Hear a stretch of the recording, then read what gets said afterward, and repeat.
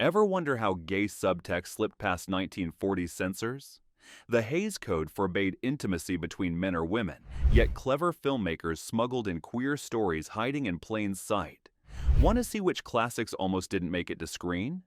Keep watching. Number 1. The Children's Hour, 1961. The Children's Hour didn't just push boundaries, it shattered them with a sledgehammer. Based on Lillian Hellman's controversial play, this Audrey Hepburn and Shirley MacLaine drama centers on two women running a girls' school whose lives collapse when a vindictive student spreads rumors they're lovers. Director William Wyler actually filmed this story twice, first as These Three in 1936 when censors forced him to change the lesbian accusation to a heterosexual love triangle. The film's power comes from its unflinching portrayal of how whispered accusations destroy lives. When MacLaine's character finally breaks down and admits her feelings, audiences in 1961 gasped at such raw honesty. The Catholic Legion of Decency slapped it with a condemned rating, while several states attempted outright bans. What's remarkable isn't just the film's courage, but its emotional intelligence. Wyler refused the typical villainous lesbian trope, instead showing MacLaine's character as tragically human. Critics initially dismissed it as tasteless, but time revealed its brilliance. Hepburn later called it the most difficult role of my career, while MacLaine admitted the film cost her several subsequent parts as studios feared association with that kind of picture. Today's viewers might find it tame, but make no mistake. The Children's Hour was revolutionary, turning a spotlight on America's homophobia decades before mainstream society was ready to acknowledge it. Number 2. Rope, 1948. Alfred Hitchcock didn't just make a murder mystery with Rope, he crafted cinema's most daring exploration of queer villainy right under censors' noses. Based on the infamous Leopold and Loeb case, this experimental thriller follows two young men who commit the perfect murder, then host a dinner party with the victim's body hidden in plain sight. Shot to appear as one continuous take, the film creates unbearable tension while playing a dangerous game with the Hays Code. The genius? Hitchcock never explicitly states the killers are gay or lovers, he doesn't have to. Every lingering glance, every intimate exchange between John Dahl and Farley Granger screams subtext. Their relationship drives the entire plot without a single direct reference. Censors were livid, but couldn't point to any specific violation. The film bombed initially, with critics calling it distasteful and technically interesting but morally bankrupt. Hitchcock himself later dismissed it as a stunt, but that was likely deflection from its controversial elements. Warner Brothers eventually pulled it from circulation for decades, uncomfortable with its implications. What makes Rope especially fascinating is how it connects privilege, intellectual arrogance, and repressed desire. James Stewart's character represents moral authority slowly uncovering the truth, but even he seems uncomfortably familiar with the killer's hidden world. The film essentially asks, what happens when forbidden desires and Nietzschean philosophy collide? The answer remains chilling, 75 years later.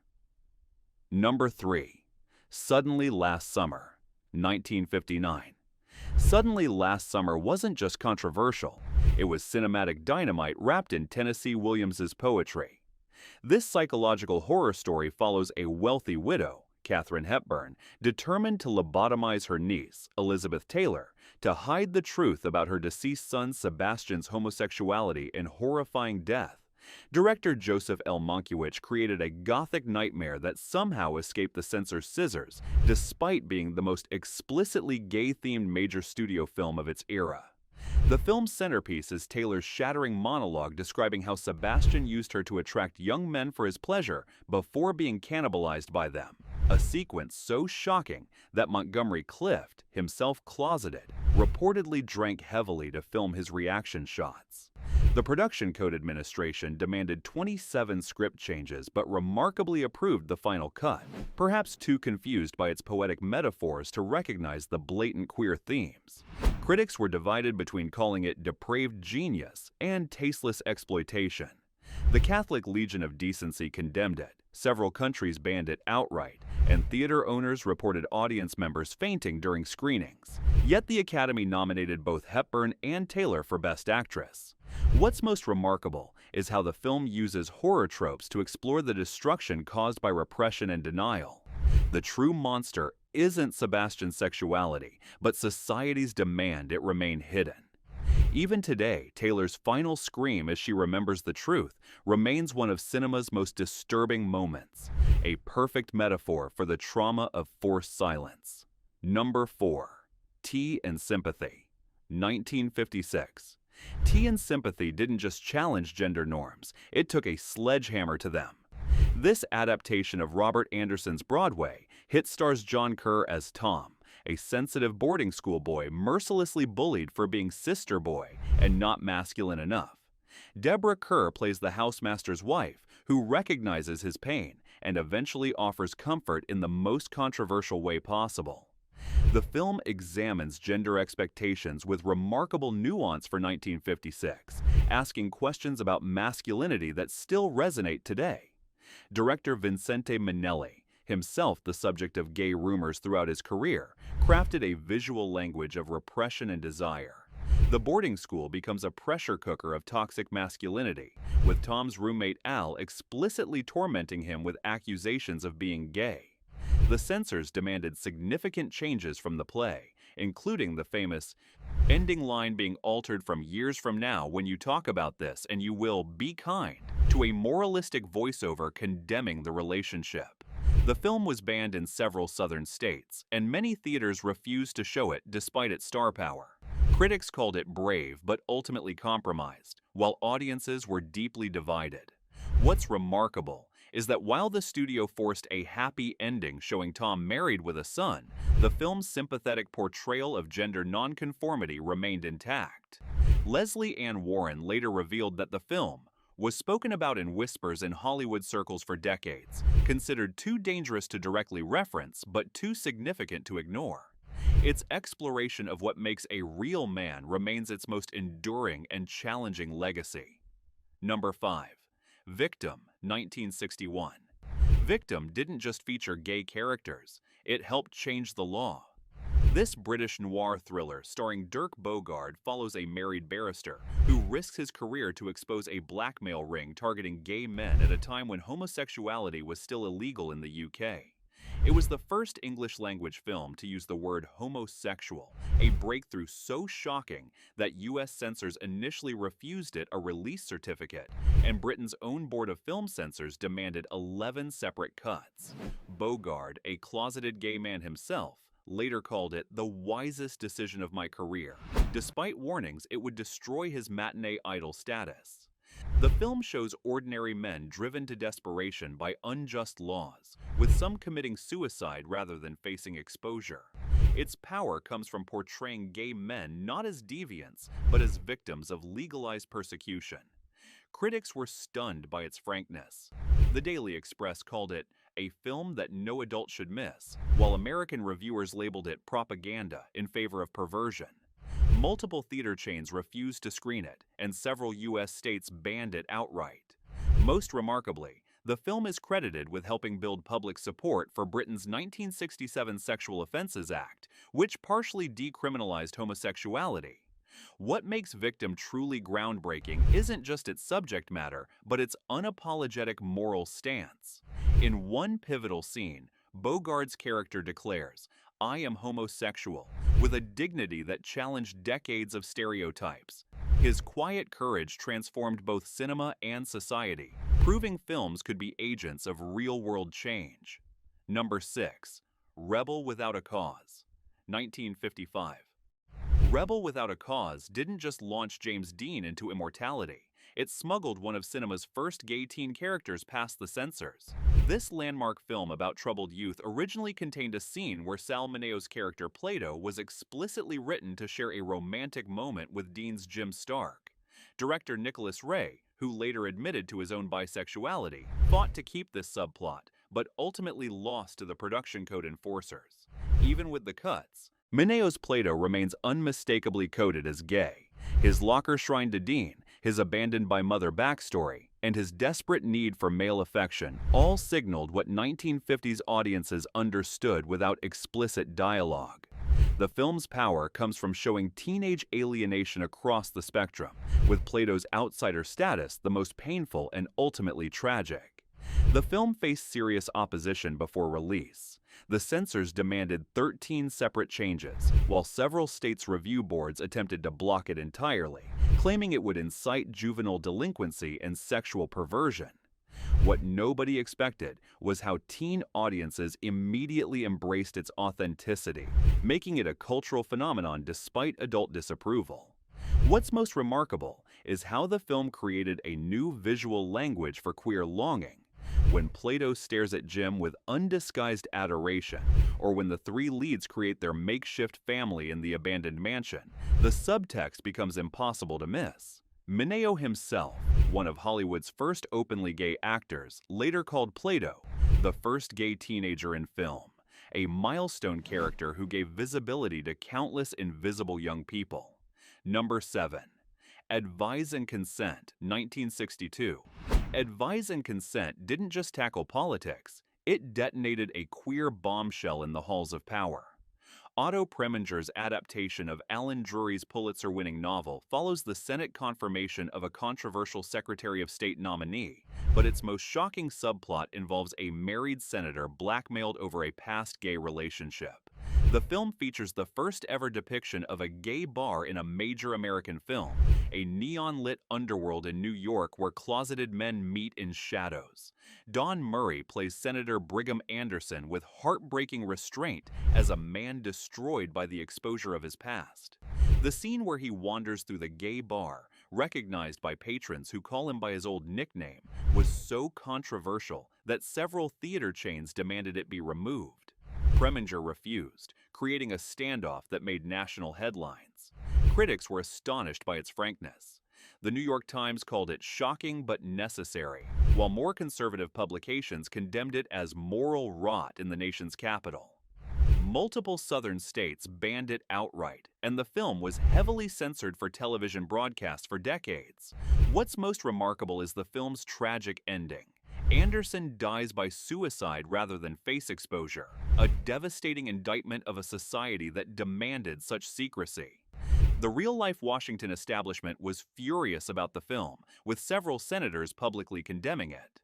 Former President Harry Truman called it utter rot and unadulterated trash. Yet its unflinching look at how homophobia functioned as a political weapon remains startlingly relevant today, marking it as decades ahead of its time. Number 8. All About Eve, 1950. All About Eve didn't just win 6 Oscars. It created cinema's most delicious queer triangulation, disguised as a backstage catfight. Joseph L. Mankiewicz's acid-tongued masterpiece follows aging Broadway star Margot Channing, Bette Davis, as she's gradually undermined by scheming fan Eve Harrington, Ann Baxter. What censors missed was how the film's true emotional center is theater critic Addison DeWitt, George Sanders, one of Hollywood's most thinly veiled gay characters. The script crackles with coded language and double entendres that flew over censors' heads but landed perfectly with in-the-know audiences. DeWitt's withering critiques fashionable aestheticism and complete disinterest in women, except as professional pawns, made his orientation clear without a single explicit reference. His relationship with aspiring playwright Jill Hudson exists purely for appearances, while his true passion is control over theatrical careers. Critics praised the film's wit, but often missed its subversive elements. Time magazine called it brilliantly cynical, while others focused solely on the female rivalry angle. What's remarkable is how the film creates an entire queer theatrical universe without ever stating it directly. The party scene where Margot snaps, "Fasten your seatbelts, it's going to be a bumpy night," remains one of cinema's most quoted lines, a perfect encapsulation of camp sensibility. The film's 14 Oscar nominations broke records, proving that queer storytelling could achieve mainstream success when cleverly disguised. Davis later acknowledged that gay audiences were among her most devoted fans, specifically because of Eve, recognizing themselves in her character's theatrical resistance to societal expectations. Number 9. The Haunting, 1963.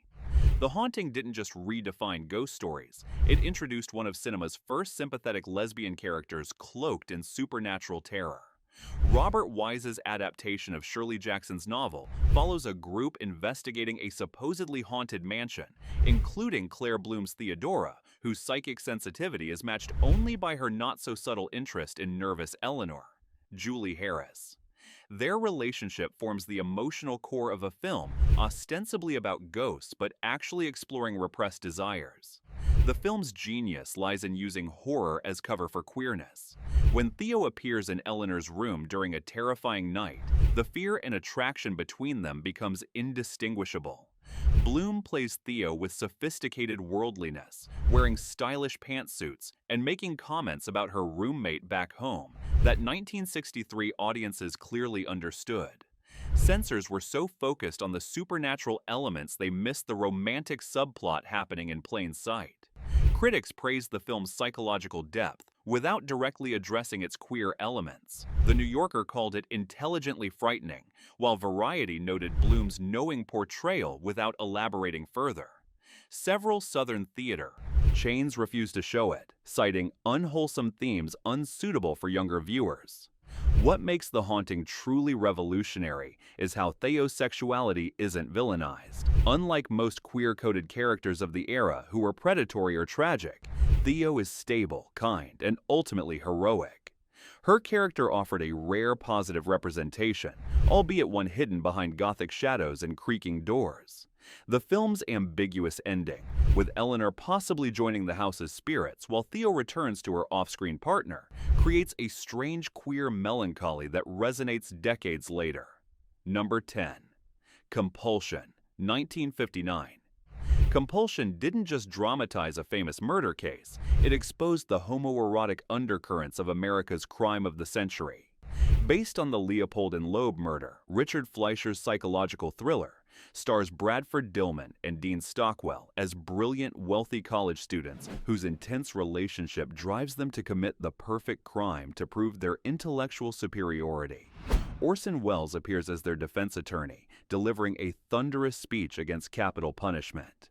The film navigates censorship by never explicitly stating the killers are lovers, but every aspect of their relationship screams forbidden intimacy.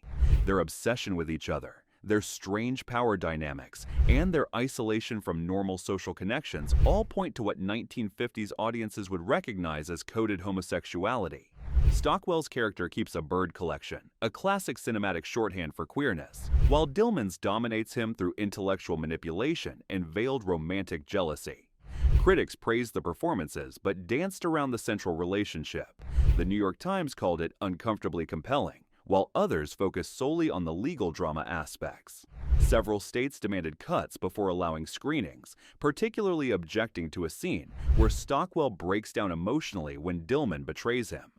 What's most fascinating is how the film connects repressed sexuality with violence, not suggesting homosexuality causes violence, as many films of the era did, but rather showing how societal repression creates psychological distortion. The real Leopold later commented on the film from prison, cryptically noting it captured certain truths about us they probably didn't even realize. Its psychological complexity and refusal to offer simple explanations make it disturbing viewing even today. Number 11. Rebecca, 1940. Rebecca didn't just win Hitchcock his only Best Picture Oscar, it featured cinema's most memorably obsessive queer villain hiding in plain sight. Based on Daphne du Maurier's novel, this gothic masterpiece follows an unnamed young bride, Joan Fontaine, who lives in the shadow of her husband's first wife, Rebecca. What drives the psychological terror isn't a ghost, but housekeeper Mrs. Danvers, Judith Anderson, whose devotion to her dead mistress goes far beyond professional loyalty. Anderson's performance as Danvers is a masterclass in repressed desire. Her reverent handling of Rebecca's lingerie, her shrine-like preservation of Rebecca's bedroom, and her intense hatred of the new bride all point to an obsession clearly romantic in nature. The scene where she lovingly describes brushing Rebecca's hair contains more eroticism than most explicit love scenes of the era. Censors were concerned about the film's murder subplot, but missed the queer subtext entirely. Producer David O. Selznick received warnings about unwholesome themes, but successfully argued all objectionable content came directly from the best-selling novel. Critics praised Anderson's chilling performance without directly addressing its queer undertones, though several noted her unnatural attachment to Rebecca. What makes Mrs. Danvers revolutionary isn't just her coded sexuality, but her complexity. While technically a villain, her devotion to Rebecca earns a strange respect, and her final fate feels more tragic than deserved. She became the template for numerous queer-coded characters in subsequent Hollywood films, establishing the devoted companion trope that allowed filmmakers to include queer characters without explicitly naming them as such. Number 12. Edge of the City, 1957. Edge of the City didn't just tackle racism, it created one of cinema's most powerful interracial male bonds with unmistakable queer undertones. Martin Ritt's gritty drama stars John Cassavetes as a drifter hiding from his past, who forms an intense friendship with dock worker Sidney Poitier. Their relationship defies both racial barriers and 1950s definitions of acceptable male bonding, creating a radical vision of connection in an era of rigid social divisions. The film's power comes from its raw emotional honesty. When Cassavetes and Poitier share meals, defend each other, and ultimately sacrifice for one another, their chemistry transcends conventional friendship. Their physical ease together, arms around shoulders, shared cigarettes, intimate conversations, created an on-screen relationship that confused censors, who demanded several scenes be reshot to clarify their relationship.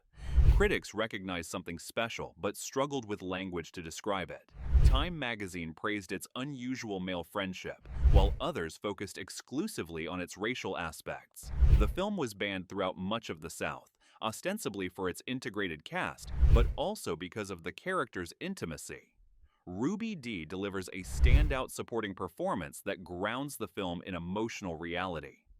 What makes Edge of the City truly groundbreaking is its refusal to sexualize or sensationalize either racial integration or male intimacy. By treating both as natural and worthy of defense, the film created a quiet revolution in representation. When Cassavetes ultimately avenges Poitier's death in the film's powerful conclusion, audiences understood. They were witnessing not just friendship, but a profound love story. One powerful enough to transcend both racial boundaries and Hollywood's strict limits on depicting male relationships. Number 13. The Killing of Sister George, 1968. The Killing of Sister George didn't just push boundaries, it crashed through them with a sledgehammer. Robert Aldrich's controversial drama stars Beryl Reid as June George Buckridge, an aging actress on a soap opera whose lesbian relationship with a younger woman collapses as her career crumbles.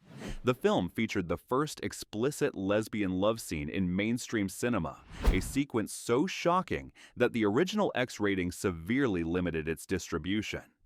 Aldrich filmed much of the movie in actual London lesbian clubs, using real patrons as extras and creating unprecedented authenticity. The scene where George and her lover visit a gay bar shows women dancing together without sensationalism, a radical departure from Hollywood's typically lurid treatment of gay spaces.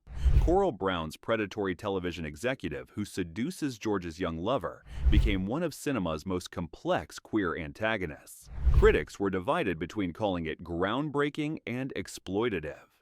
The New York Times praised its unflinching honesty, while more conservative publications condemned it as moral pollution. The Catholic League placed it on their condemned list, and several countries banned it entirely.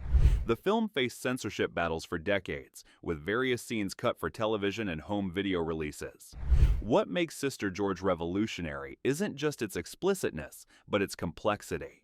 Unlike most Hollywood portrayals of lesbians as either predators or victims, George is fully human, flawed, sometimes cruel, but ultimately sympathetic in her refusal to hide or apologize. When she finally loses both her soap opera character and her lover, her devastation creates one of cinema's most powerful statements on the double standards faced by queer women aging in an industry and society that values neither. Number 14. Strangers on a Train, 1951.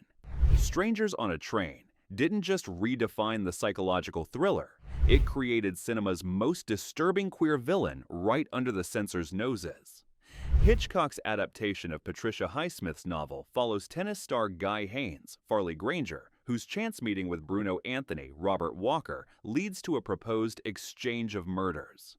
Bruno's obsession with Guy drives the entire plot, creating one of Hollywood's most coded but obvious portrayals of same-sex attraction turned dangerous. Walker delivers a career-defining performance as Bruno, infusing every scene with unsettling charm and barely concealed desire. His flamboyant style, attention to aesthetics, and fixation on Guy create a character clearly understood by 1950s audiences as queer-coded. The famous strangling scene where Bruno's victim's death reflects in his glasses combines horror with perverse pleasure in a way that stunned contemporary viewers. Critics praised the film's suspense without directly addressing its subtext. The Hollywood Reporter called it brilliant and disturbing, while Bosley Crowther noted Walker's insinuating performance without elaborating further. The Production Code Administration demanded several changes, particularly to Bruno's dialogue, which originally contained even more obvious references to his attraction to Guy. What makes the film fascinating is Hitchcock's visual language of forbidden desire. Bruno's persistent pursuit of Guy, his appearance at Guy's tennis matches, and his infiltration of Guy's social circle all mimic romantic pursuit, creating a threatening parody of courtship. The film's famous carousel finale, where their conflict literally spins out of control, remains one of cinema's most perfect metaphors for the destructive power of repression, both social and psychological. Number 15. Purple Noon, 1960. Purple Noon didn't just launch Alain Delon into international stardom, it turned Patricia Highsmith's queer subtext into a sun-drenched Mediterranean fever dream of desire and identity theft. René Clément's French adaptation of The Talented Mr. Ripley follows Tom Ripley, Delon, as he insinuates himself into the life of wealthy playboy Philippe Greenleaf, Maurice Ronet, eventually murdering him and assuming his identity. The homoerotic tension between them simmers beneath every frame, creating a thriller driven by repressed attraction rather than simple greed. Delon's performance is a masterclass in ambiguous desire.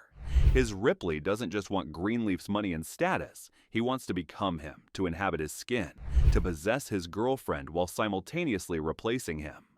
The famous boat scene where a shirtless Ripley watches Greenleaf sunbathing contains more erotic tension than most explicit love scenes. American censors demanded several cuts before allowing limited release, particularly objecting to scenes of physical intimacy between the men. European critics recognized the film's queer dimensions immediately. L'Express called it a twisted love story disguised as a thriller, while American reviews focused solely on its stylish visuals and suspense.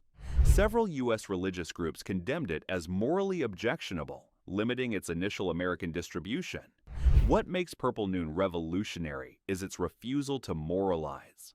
Unlike most Hollywood films featuring queer-coded characters, Ripley isn't punished for his desires. In fact, he gets away with everything. This morally ambiguous ending so disturbed American distributors that they considered adding a scene showing his eventual capture. The film's influence on subsequent queer cinema is immeasurable, establishing the deadly beautiful aesthetic that would define generations of LGBTQ-themed thrillers. From coded glances to revolutionary representations, these 15 films prove Hollywood's queer. History runs much deeper than modern audiences realize. Which shocked you most? Drop a comment about which band classic deserves a modern reappraisal. And here's a question that might start some debate. Were these films truly progressive milestones? Or did their association of queerness with tragedy and villainy do more harm than good? The controversy continues. Let me know your thoughts below.